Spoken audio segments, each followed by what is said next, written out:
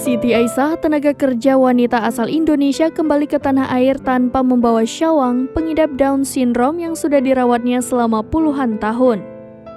Proses adopsi yang dilakukan Siti Aisyah di Taiwan tidak menemukan titik terang sehingga mantan TKW tersebut tidak dapat merawat Syawang di rumahnya yang terletak di Karawang, Jawa Barat.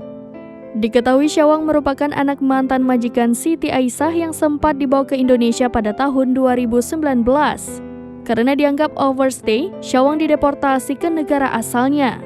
Awalnya Siti dijadwalkan pulang ke Indonesia pekan depan pada Kamis 20 Juli 2023. Namun lantaran proses adopsi gagal, Siti mempercepat kepulangannya menjadi Kamis 13 Juli 2023. Ia meminta masyarakat untuk tidak berkomentar negatif tentang kepulangannya yang tidak membawa Syawang.